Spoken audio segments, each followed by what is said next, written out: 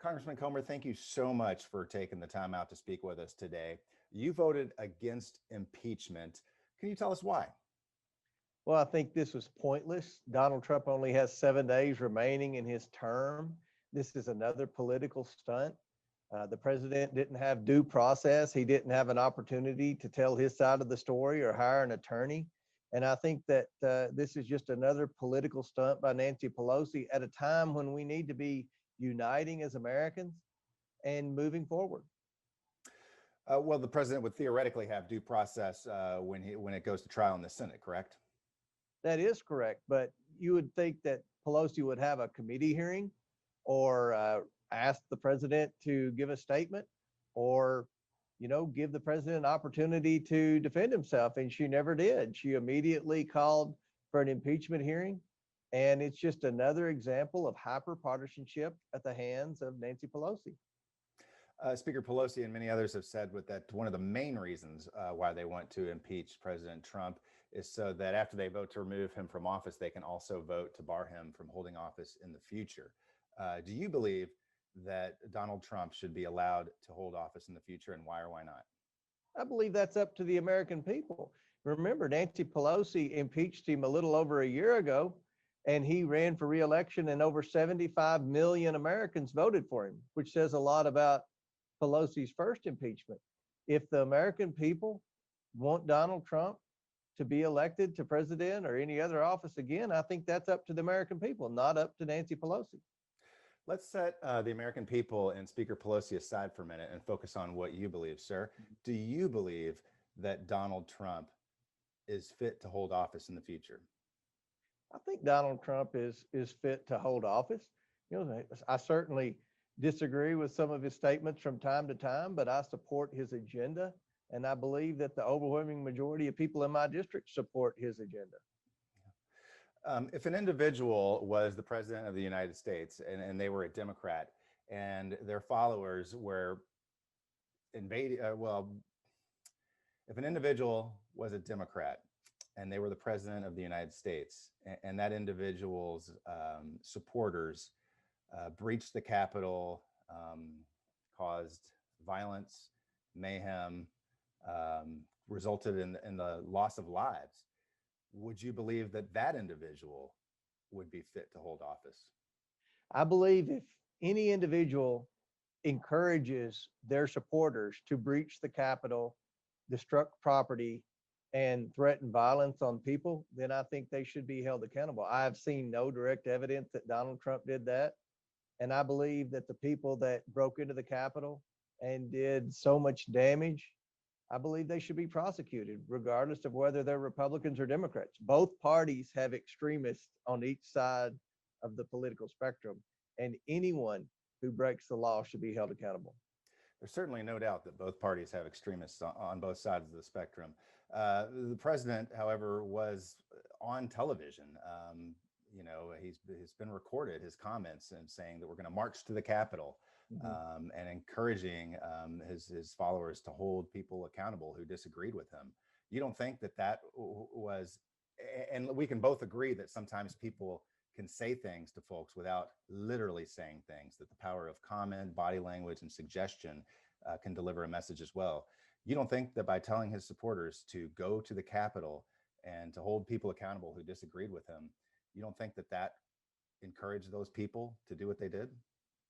I've seen countless speeches in my lifetime of politicians in both parties say, we're going to march to the Capitol and we're going to take over. I don't think any of them, including Donald Trump, meant it literally. They meant it figuratively. And I believe that that's what the president's intentions were that day. And unfortunately, some of his most ardent supporters took him the wrong way and did something they shouldn't have done, and something that they'll be held accountable for, and something that they'll regret they ever did. You mentioned that both parties have extremists right now, and that's certainly a lot of folks have said, I'm not coming up with an original thought here, but that the greatest crisis of the nation might be that what Russia and China couldn't do with missiles or economic means, they're now able to do with social media and psychological means. They've pitted American people against each other. How do we get out of this situation? Well, that's exactly right. And I believe a lot of the fake things that people post on Facebook and Twitter are generated by our foreign adversaries. And they are clearly trying to pit Americans against each other. And I think that's unfortunate. But with big tech, I think they've overreacted, and it seems that they're biased with respect to conservatives. There's been a lot of censorship among conservatives, and I still see that Twitter, for example, allows the leader of Iran, they allow the communist uh, China to continue to post propaganda on their Twitter site. So certainly we need to look at social media, but we need to make sure that we're consistent and not just ban conservatives, but ban anyone who posts false or potentially damaging things on social media. One of the greatest ethos of the conservatives is, you know, the idea of individual responsibility. And there's a mantra with liberals that change begins with me. So what's your advice to individuals, to the average Kentuckian, what they can personally do to help the country heal? Well, I think it has to start with the leaders in America in both parties, Democrats and Republicans. We're all going to have to tone down the rhetoric. Our bases are both very fired up. Our bases are both very angry, and they want to see change. And that's part of being in the democratic country.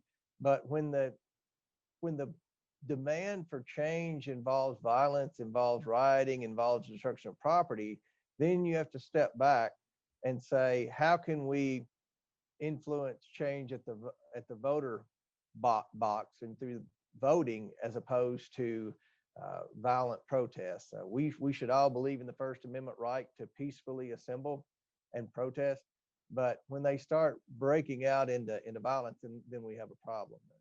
Yeah. And what about you personally, Congressman Comer? Do you have any goals or ideas about what you are personally going to do in the year 2021 to try to reach across the aisle and to encourage folks in your own party to try to do what you've just advised other Kentuckians to do? Well, certainly Republicans are now in the minority in Washington, D.C., and I think we're going to have to focus on issues that are bipartisan. Certainly, infrastructure is a bipartisan issue. In my Southern Kentucky and Western Kentucky district, we desperately need investments in infrastructure, broadband, the locks and dams along the river system, along the Ohio and Mississippi River, certainly roads and bridges. These are important issues for the people of my district, and it's something that I think that we can work together in a bipartisan way. Certainly, when it comes to healthcare, there are always issues with prescription drugs and skyrocketing healthcare costs that I think are bipartisan that we can address. So I'm confident that we can work together, but Joe Biden's going to have to set the tone. And Joe Biden missed an opportunity earlier this week. I think he should have gotten on the phone and called Pelosi and Schumer and said, do not proceed with this impeachment. He only has 7 days left in office.